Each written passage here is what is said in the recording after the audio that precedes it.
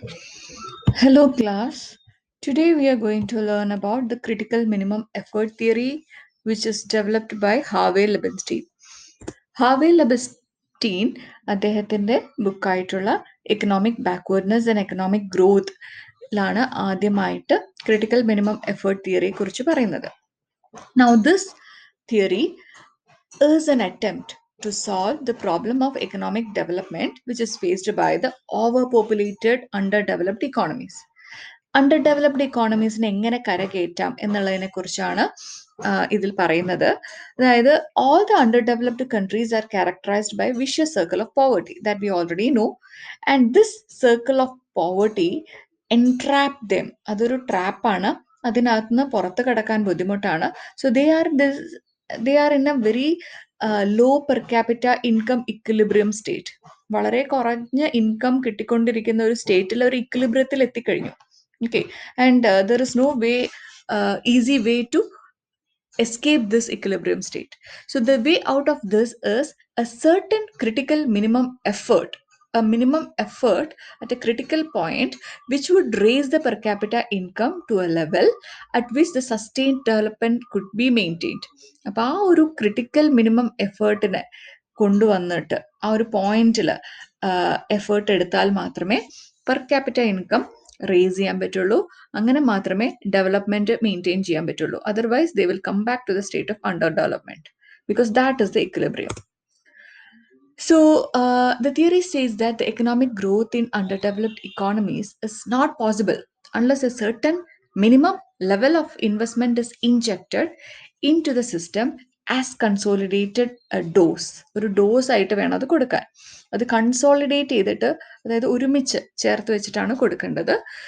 And this pulls the system out of backwardness. So this minimum level of investment is known as critical minimum effort. So in the words of Liebenstein, a sufficiently large minimum effort is necessary at the outset if the necessary minimum is to be achieved. So what we see here is big push theoryയുടെ അതേ point തന്നെയാണ് ഇത് പറയുന്നതെങ്കിലും ഒരു വ്യത്യാസമുണ്ട്. Big push says that you need to pull in all the resources, all the funds has to be, എവിടെ നിന്നൊക്കെ കിട്ടുന്നു അതെല്ലാം ഒത്തുചേർന്നിട്ട് ഒരു വലിയ പുഷ് കൊടുക്കണം എന്ന് പറയുന്നുണ്ട്. പക്ഷെ ഇതിൽ പറയുന്നത് മിനിമം എഫേർട്ട് മതി. ഓക്കെ, പക്ഷെ ആ പോയിന്റിൽ തന്നെ കൊടുക്കണം. So you don't need actually a big push, but you need a minimum effort. But the point where you have to give, that is a critical point. ആ ഒരു പോയിന്റ് നിന്ന് കൊടുക്കുകയാണെങ്കിൽ നമുക്ക് വലിയ പുഷിന്റെ ആവശ്യമില്ല. Now he talks about two things. One is shocks and the other one is stimulants. So shocks refers to the forces which reduce the level of output, income, employment, investment. ഇതൊക്കെ കുറയ്ക്കുന്ന കാര്യങ്ങളെയാണ് shock എന്ന് പറയുന്നത്. So this shock is depressing income forces. Income depress ചെയ്യുന്ന forces ആണ്. Okay, and that stops the development activities, that stop the development process. But on the other hand, stimulants are those forces which raise the level of income, output, employment, investment, etc. Okay, the stimulants are also known as income increasing factors, income raising factors, and they encourage development. A country will be said to be underdeveloped if impact of shock is stronger than impact of stimulants. സ്റ്റിമുലൻസിന്റെ impact കുറവും ഷോക്സിന്റെ impact കൂടുതലും ആയിരിക്കും എല്ലാ developed കൺട്രീസിലും, underdeveloped കൺട്രീസിലും. And it is only when the income raising factors are stimulated much beyond the income depressing factors, then the critical minimum point is reached. അവിടെ ആയിരിക്കണം നമ്മൾ ഈ പുഷ് കൊടുക്കേണ്ടത്, എഫേർട്ട് കൊടുക്കേണ്ടത്. ഏത് പോയിന്റിലാണോ income raising factors income depressing ഫാക്ടേഴ്സിനെക്കാളും കവച്ചു വെച്ച് നിൽക്കുന്നത്, ആ ഒരു പോയിന്റ് ആണ് the critical point. Now he talks about 4 kinds of growth agents. ഇക്കോണമിയിൽ 4 ഗ്രോത്ത് ഏജൻസ് ഉണ്ടെന്ന് പറയുന്നുണ്ട്. Now those growth agents are: number 1, entrepreneur who creates employment and output. 2 is an investor. Invest അല്ലെ, അപ്പൊ ക്യാപിറ്റൽ ഫ്ലോ ഉണ്ടാക്കുന്നു, capital movement ഉണ്ടാക്കുന്നു, financial help support കൊടുക്കുന്നു. Third one is saver. Saving leads to investment and investment leads to production and entrepreneurship. And the last one is innovator. So innovator are scientists, the technical experts, the people who creates machineries which are needed for the production. Okay, so ഈ 4 growth ഏജൻസും അവരുടെ ആക്ടിവിറ്റീസിനെ നമ്മൾ stimulate ചെയ്യുകയാണെങ്കിൽ naturally income increasing forces will be active. Okay, so ഈ 4 ഏജൻസിനെയാണ് government അഥവാ under ഡെവലപ്മെന്റിൽ നിന്ന് പുറത്ത് കടക്കാൻ വേണ്ടി സ്റ്റിമുലേറ്റ് ചെയ്യപ്പെടേണ്ടത്. So these 4 people should be given importance. Then he talks about incentives.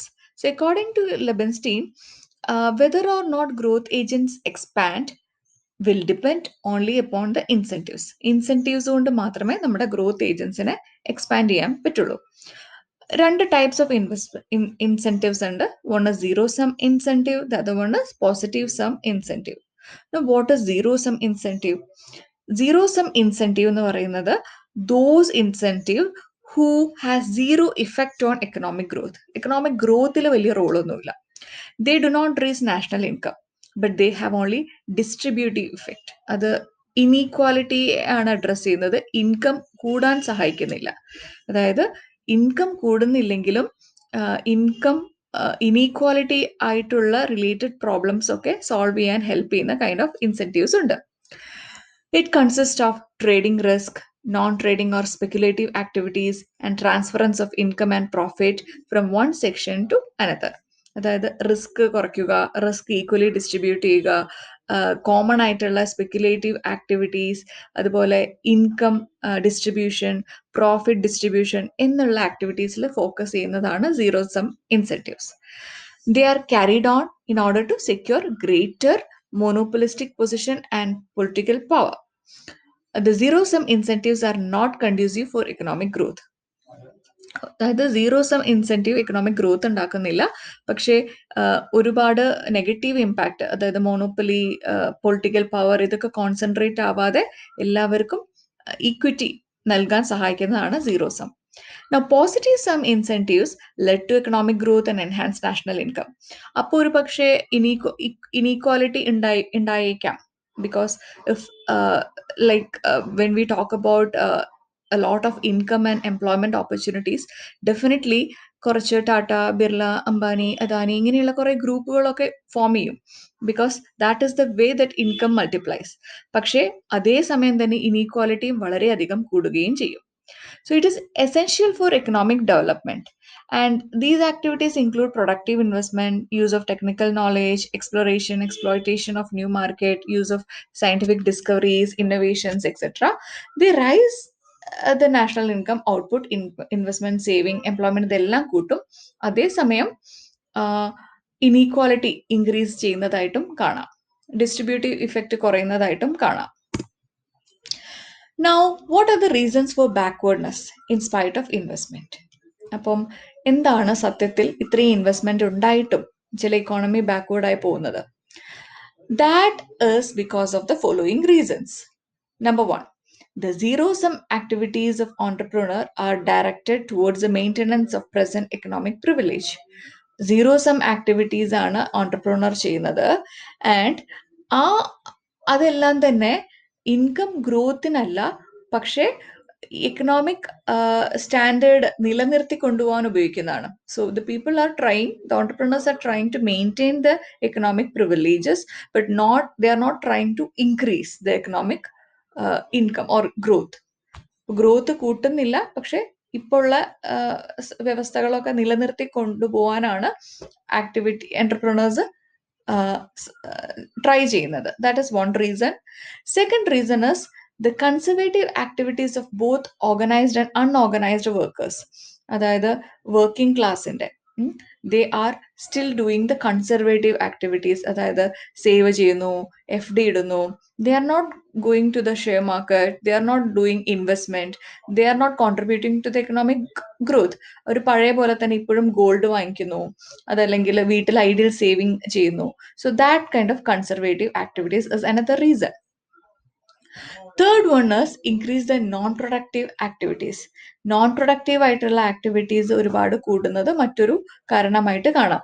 So we know productive activities generate income, but non productive activities എന്ന് പറയുമ്പോൾ ഒരു പക്ഷേ It includes the welfare oriented, charity related, and other infrastructural activities which will not directly result in the increase in profit or income. Then fourth one is increasing population, and fifth one is high capital output ratio. That is, you are using more capital and the output coming from it is very less compared to the capital. നമുക്ക് ക്യാപിറ്റലും ഔട്ട്പുട്ടും തമ്മിലുള്ള ratio കുറച്ച് കൊണ്ടുവരികയാണ് വേണ്ടത്. That is, by using fewer capital, we should be able to produce more. So he realizes the population as one of the main reason for per capita income. ഈ അഞ്ചെണ്ണത്തിൽ ഏറ്റവും വലിയൊരു റോളായിട്ട് per capita ഇൻകത്തിന്റെ കേസാണ് പറയുന്നത്. Sorry, population ഗ്രോത്തിന്റെ കേസാണ് പറയുന്നത്. Population growth ആണ് വലിയൊരു reason why the per capita income is like this. So it is closely related to various stages of economic development, and he says that ഒരു subsistence equilibrium level of income, അതായത് income subsistence ആയിട്ട് എല്ലാവർക്കും ജീവിച്ചു പോകാൻ മാത്രമുള്ള ഒരു subsistence level ആണെങ്കിൽ, okay, then at that time the fertility, mortality rate, etc. are consistent with the survival rate of population. അതായത് ഒരു പോപ്പുലേഷന്റെ fertility rate, mortality rate, level of income എന്നുള്ളതൊക്കെ സ്റ്റേബിൾ ആയി നിൽക്കും. ആ ഒരു സമയത്ത് ഇൻകം എന്ന് പറയുന്നത് സബ്സ്റ്റൻസ് ലെവലിൽ മാത്രമായിരിക്കും. Now, if the per capita income is increased above the substance level, then the mortality rate falls, then there will be a drop in fertility, and then we can see that the population also reduces.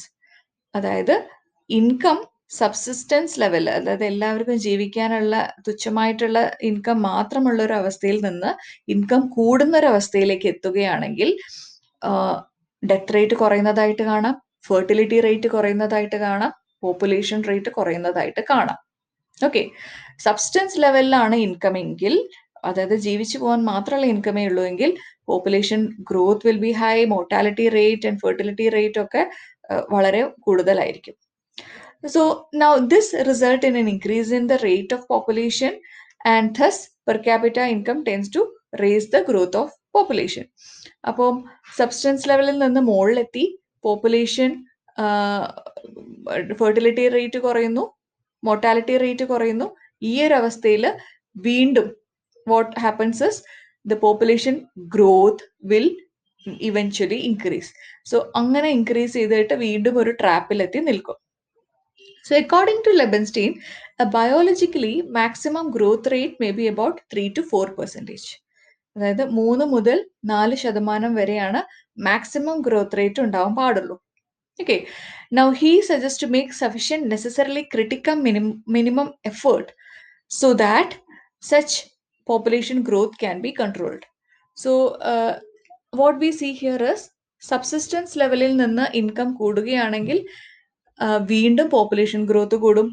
അപ്പോൾ എത്രമാത്രം income കൂടുന്നോ അത് വീണ്ടും പഴയ പോലെ തന്നെ എത്തുന്നതായിട്ട് കാണാം. Now this is the chart which will be explained in the next video.